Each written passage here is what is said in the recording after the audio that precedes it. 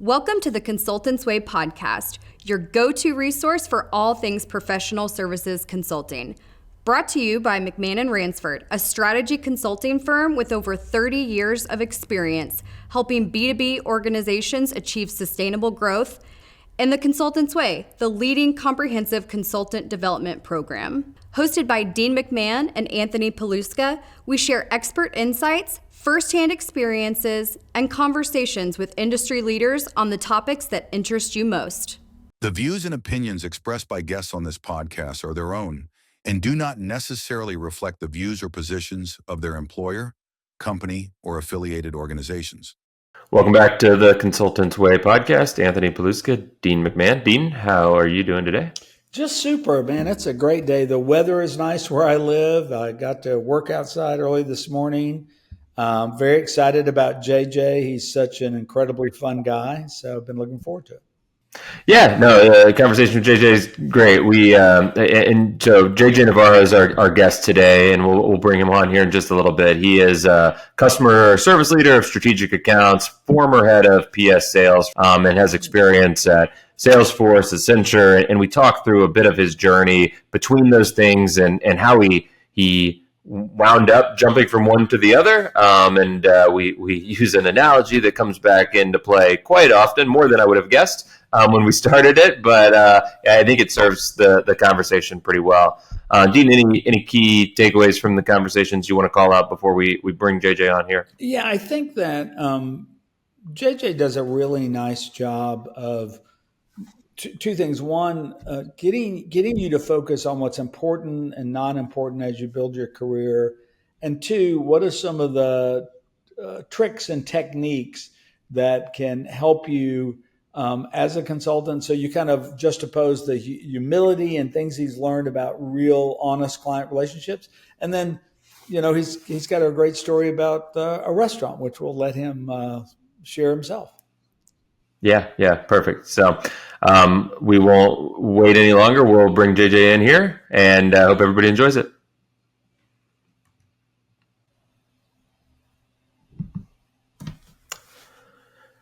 Hey, JJ, welcome to the show. How are you today? Anthony, thanks. I'm doing great. It's good to be here. Yeah, we're excited to have you. JJ, we'll kick this off a little bit and provided some background on you, but if you don't mind, take the audience through a much better version of your history and experience in consulting. Oh boy, yeah. Well, Anthony, why did you get into consulting? Why did I get into consulting?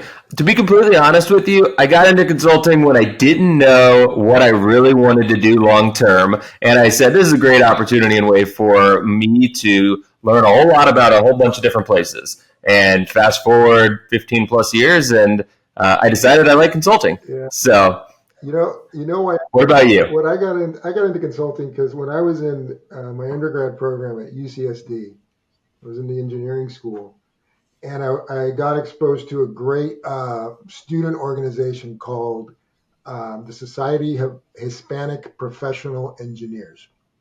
So we would go to a lot of conferences, get exposed to some really good professional development stuff, internships, all of that good stuff. And all the movers and shakers that were upperclassmen, they all went to consulting. And whenever we had people come into the career center and talk about career paths, I was always most impressed by those people that were consultants. And I guess that's how I started my path, and that's what led me to Accenture. But it wasn't linear. I graduated soon after 9/11 with a computer science degree, and I thought I was going to be getting signing bonuses and buying a Porsche. But instead, I found myself valet parking for a while the economy recovered. So I guess everything I ever needed to learn about customer service, I learned in the valet parking world. There you go. It's if you're working on tips and you're interacting with 100 different customers every single night, you have to get pretty good at customer service, right? I guess so. Yeah, I guess so. Yeah, you got to be able to talk, right? You got to be able to, and don't scratch the vehicle. Don't scratch the vehicle. And the best tippers always drove the most the least expensive cars. Yeah. That'll tell you something, right? Yeah. Yeah. So you were at Accenture for a little while. Let's maybe start there. As you kind of new to consulting, fresh off valet parking cars. Tell us a story or two that brings you back to that time that you think's representative of your experience there, or maybe something that just really sticks out to you. Yeah, there's two stories that really stick out. One is I was during the later part of my time at Accenture, I was focused on the utilities industry, electrical utilities mainly. And I ended up on a project in Portland, Oregon for a while, and with a regional utility there, and built a very close relationship with my customer counterpart on the utility side. And we would go on daily walks to hash things out. It's a lot harder to yell when you're spending some energy and going for a walk. And we'd always get a coffee at this great coffee shop in Portland called Barista. They're still there. I recommend them if you're in town. And after a while, this friend of mine, his name is Eric.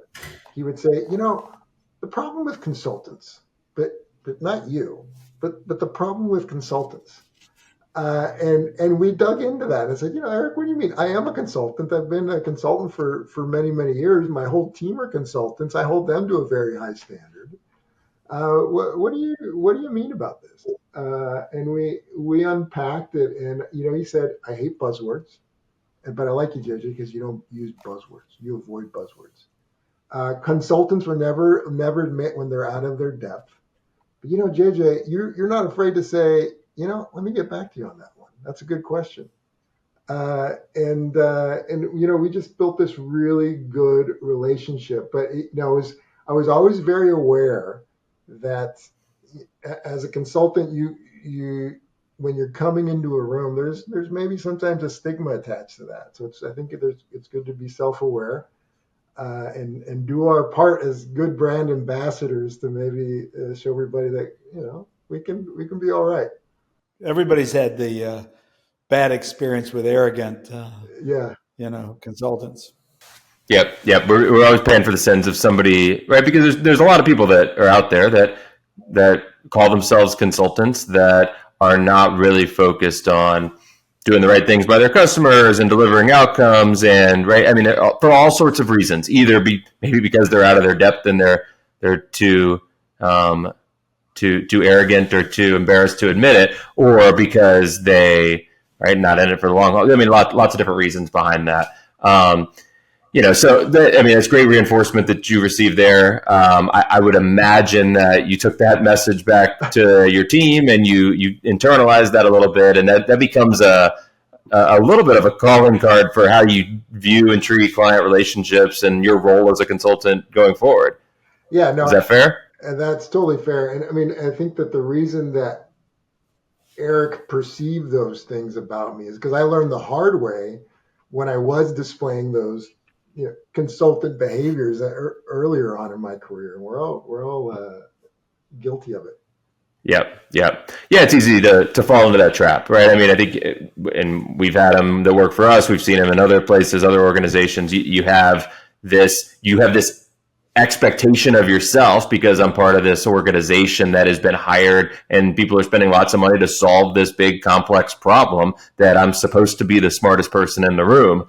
And the truth to the matter is you're supposed to be the smartest person at solving this particular problem, or you're the one that's going to go figure out the answer so that you can get it done. You don't have to be all knowing about all topics, right? I think that's a misnomer that sometimes junior consultants step into the role and they try too hard to impress with their expertise on things, and they wind up looking out of their depths more often than not. Absolutely. We years ago, when I was still with the big firm, we had a new MBA hire. I'll leave all names out of this. hadn't been with us 6 months. We are doing a evaluation of a business for a big food and beverage company. Okay. And the CEO happened to see him in the hallway and say, "Hey, have y'all decided what to do with the X business?" He goes, "Yeah, sell it." He's 6 months out of school. Analysis is halfway done. Yeah. Yeah. So, and he ended up doing well in his career, by the way, but he got coached up after that. Was he right? Yes. Oh, well. Yes, because we already knew that, but we were working on getting buy-in, right? Yeah. Hey, speaking about the smartest guy in the room and people knowing your career, did you guys hear about Drew's book, Drew McKechnie, who's on your show earlier? Yeah, his book is great. Did you? Yeah. Yeah. I've already sent it to a bunch of people. Yeah. No, this is on. Did you ever? How many podcast episodes are you on now? Oh, 150 or something. Yeah. Yeah, I think we're in the 80s at this point. Less than 100, more than 50. How about that? Did you ever think your show would inspire a book?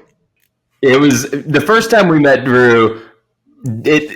Okay, so at the beginning, I would have said, no way. And I don't even know if we can take credit for inspiring the book so much. But the very first time we met Drew, all of the things that he was thinking about and had organized, it was book worthy from the start. He showed up. We actually met him in person one time, and he came down to Houston to work through some of this. And he showed up and had a lot of these thoughts already organized and fleshed out. And we were workshopping them right then, and that was just in preparation for a meeting. So as soon as he had the time to focus on that, no surprise that he cranked out something great. And that's him in a nutshell. Yeah, I really admire that way about him he's just able to turn an idea into a process or a framework, probably better than anyone else I've ever worked with. He's a very talented guy.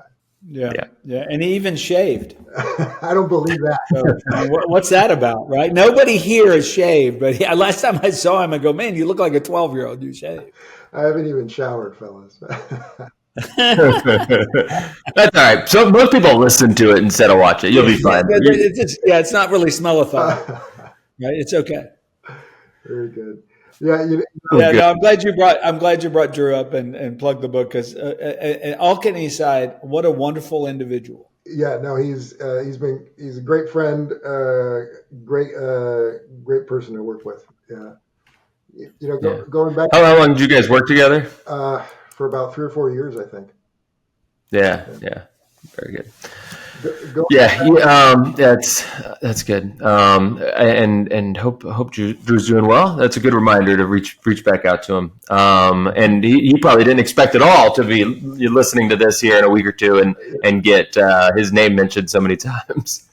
Did you speaking of stories from my consulting times, this is a trick. If there's anybody early in their consulting career, hopefully they'll listen to this tip. And it's for a while I was traveling back and forth to Pittsburgh.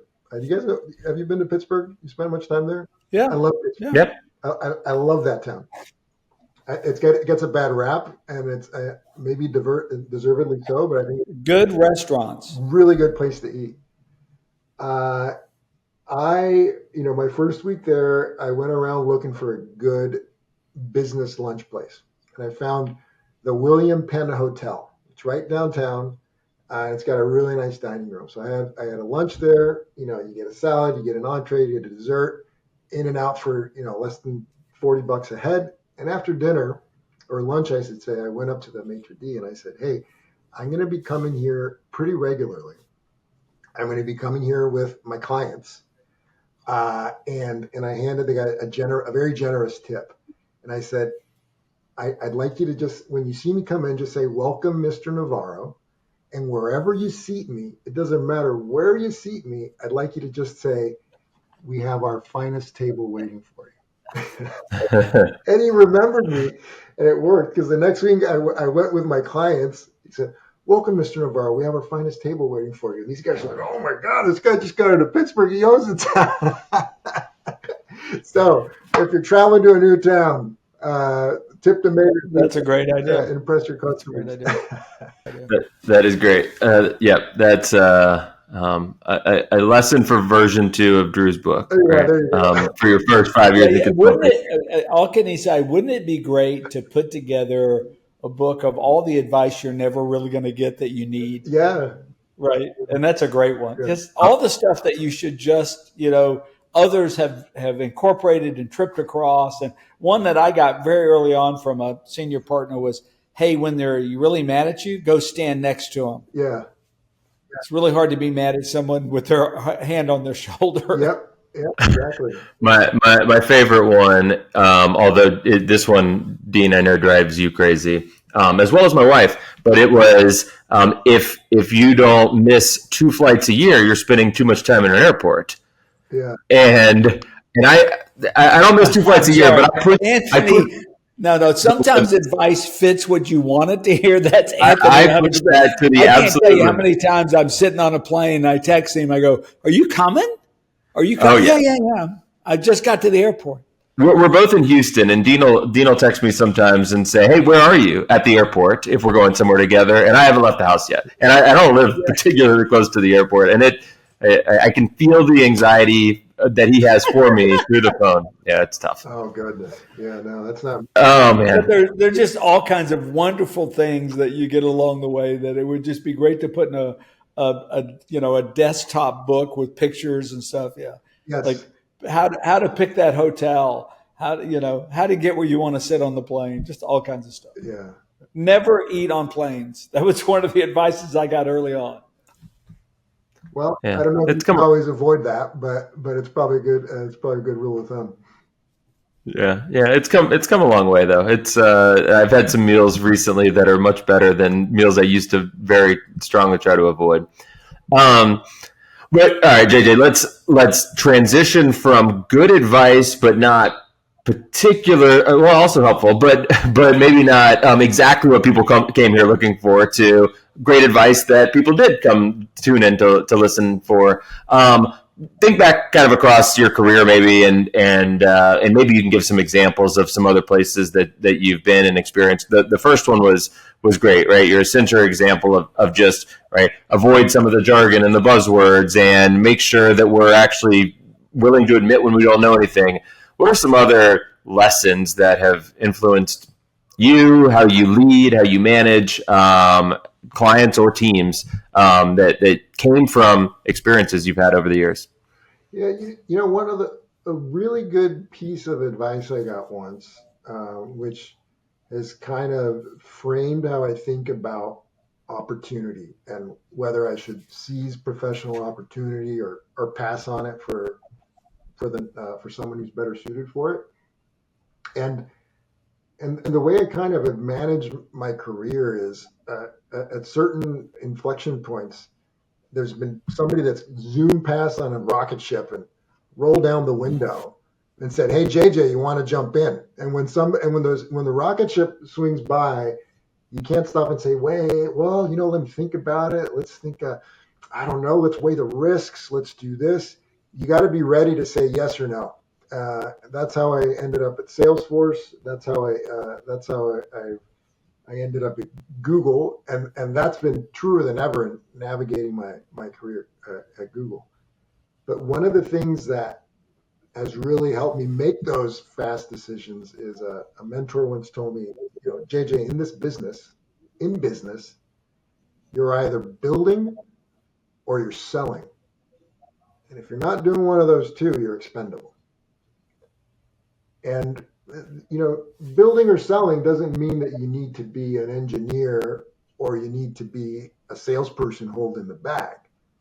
But I think it should frame the way you think about how you're an ambassador for your company, for your brand, especially in these customer-facing roles that we find ourselves in. Yeah, I think it's a good framework, and so let's build on it a little bit there. So, all right, you're either building or you're selling, and so now you're in that situation. You've taken a role at Salesforce. You've taken a different role than you're in now. So at some point, right, you're looking at that, and you're doing one of those two things, and you see this other opportunity. You have to make the yes/no decision as to, is this right? Your first filter is, is this a role that's important? But do you also kind of look back and say, what am I building and what's the traction toward it? Like, are you comparing the apples to apples there, or hey, how effective am I at driving the ability for this business to sell more effectively or to grow? Like, what's the next level down? Because presumably you're in a role that fits one of those two categories before you move to another one that fits one of those two categories. Yeah. So how do you weigh that decision? Well, I think it's, am I going to be able to get excited about the thing I need to build? Am I going to be able to be sincere about the value of what I'm trying to sell? So do you believe in the product, and do you believe in the company? I think that's the next level down. Yep. And it sounds like you're very happy building and or selling where you are right now. Anything you're able or care to share about the excitement there and what you're working on? Listen, I've been very lucky throughout my career to work at some wonderful companies, companies that are innovators in their field, and just places like Accenture and Salesforce and now Google. And all of them have always prided themselves on being innovators and on pivoting as the market changes. But I will say that the pace, the rate of innovation and pivots at Google are like nothing I've ever seen before. And especially over the last 5 years that I've been there, when Google has really positioned itself from being a company that does a lot of advertising and with some other business units around it, to really becoming an AI company. And it makes for really sometimes interesting cocktail party talk about saying, I'm in a technology company that's an AI first company, is, kind of defining something in this moment in our industry. But when you're in it, it's kind of like trying to operate while being locked inside of a washing machine that's tumbling all over the place, and you're just trying to stay above the water, right? It's a very rapidly changing environment, and you've got to be ready for that ride. Yeah, no, it's I just spent last week with a bunch of technology services leaders out in Vegas at a conference, and there's those that are aspiring to be where you all are in terms of your ability to pivot quickly and to be more AI first and AI native, right? And then there's others that are doing a pretty good job at that, and you've even named one of the companies that was there, and that they seem to be part of leading the charge on some of that. But everybody that wants to be there views it from the outside, and it sounded, from them, everybody that talks about it, it sounds so sexy to be in the new space, and your cocktail party analogy, and everybody else that's living in it is like, thank God I've got my helmet on every single day when I go into work, because it's just, you never know what's going to happen, right? Things are coming at you from all directions, and it's constantly evolving. It takes a very specific kind of person to operate in those businesses right now that are going through such change. But it's probably very difficult, and I don't know if you could speak to some of this, to lead team members that are all over the board, right? I mean, I'm sure you all hire people that are comfortable in that space, but let's be honest, not everybody is very comfortable living in the gray, and so constantly changing and evolving and pivoting and moving in the direction that the market's taking you is difficult. How do you help your team through that? Yeah, there's I suppose two ways I can look at that. On the one hand, it's just saying, listen, I know it's accepting it. It's tough. It's tough that the priorities this month are very different than they were last week or last quarter, or it's tough that we're getting the project we were working on needs to be refactored because everything around us has changed. But the way I like to look at that is say, this is a reality we need to embrace if we're going to exist in this sector during this time. So one day we'll look back at this and we'll see how far we've come and how much we learned. But if we want to exist in this space, we've got to be ready to pivot. We've got to be ready to learn from everyone around us, from our own mistakes, and to really embrace this moment. It's been a ton of fun. And sometimes none of us are solving like the big thing.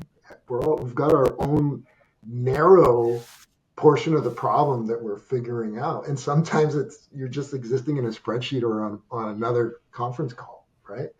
But remember, we're an integral part of solving a very interesting problem right now with where we're on the industry. Yeah, it's probably one of the biggest changes that'll happen in our career, Todd. And do you find the stress, and it's probably not the right word, but the stress of your team something you have to work with a lot as all this is changing around them?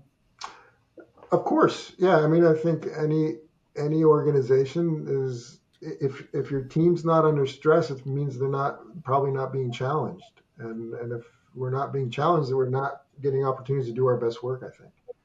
So don't take a job working for JJ. I'm just kidding. Yeah, that's JJ comes in the room. Nobody in this room looks stressed today. Okay, what the hell's going on? that's a good title for the podcast episode. Don't take a job working for JJ. Yeah. Or JJ's book. JJ, what have I learned? What have I learned? If my people are not in stress, we're not doing it right. Well, JJ, give us, this has been wonderful, and we'll have you back. 2 questions embedded. 1, I want to know about the guitars. But 2, secondary, leave us with what you think is the biggest, most impactful thing you would tell someone along their career. So first, tell us about the guitars, and then lead us on from there.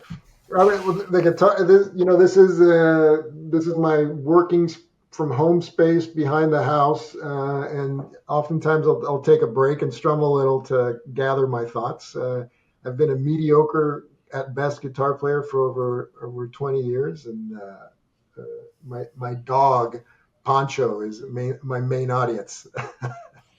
Yeah. And Poncho's lived through it. And that's the big part. Right? Yeah, he has. Yeah, he'll howl. And he still loves you and still wants dog food, twice a day. Despite it. Yeah. Hey, JJ, give us what you would tell to a up and coming A player early and mid career. Going back to my earlier analogy about the rocket ship, I'd say, don't miss the rocket ships as they're passing you by. It's really easy, I think, for us all to get very focused on the problem that's right in front of us. But don't waste the opportunity, I would say, to see the rocket ships and get those signals, and don't be afraid to hop on. I worked at Accenture for a number of years, and it was a great opportunity. I wouldn't change it for anything. And I'm very glad that I also said, I'm living in the heart of innovation and technology in the Bay Area.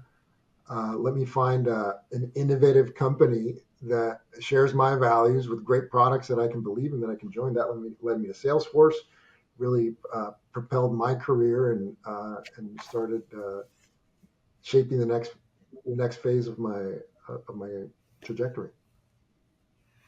Yeah, no, I think it's a great point, and your example there, and you touched on this a little bit, and you can share a little bit more if you want to dive deeper. But it's in order to not miss those rocket ship opportunities. 1, you have to have your eyes open for them, and then 2, you have to put yourself in positions where they're flying. Right, you're not going to see a rocket ship passing you by if you're sitting on the earth, right? Or some good metaphor there that's not quite as good as the one you started with that I tried to extend too far. But there's something to be said about, right, always be networking, always be looking at, right, even if there's not an opportunity here right now for me, right, building those relationships, having your eyes open to those opportunities and not being closed-minded to what's possible, and starting that way before you even want to or need to change or do something different. Yeah. Is that fair? That's totally fair, Anthony. That's a great way to put it. And I think also get comfortable with risk. All of these, no change comes without risk. So And, and some rocket ships blow up. So know that too. There you go. And I think that's where we've officially buried that analogy. So JJ, we appreciate you joining us and walking through all this stuff with us. And looking forward to chatting with you again soon. It's been a ton of fun. Thanks, gents. Yeah, take care. Well, if you enjoyed that episode and want to hear more like it, the best way to do that is to like and subscribe on YouTube, your podcast channels, all of the above. Leave a comment there as well, and that's helpful for us and to get the word out into the broader community about what we're doing here and the great conversations we're having with services leaders. If you have any questions for Dean or myself, you can reach out to us on our respective LinkedIn pages, or you can always email the show with questions, suggestions, potential guests at podcast@consultantsway.com. Thanks, everybody, and we'll see you next time.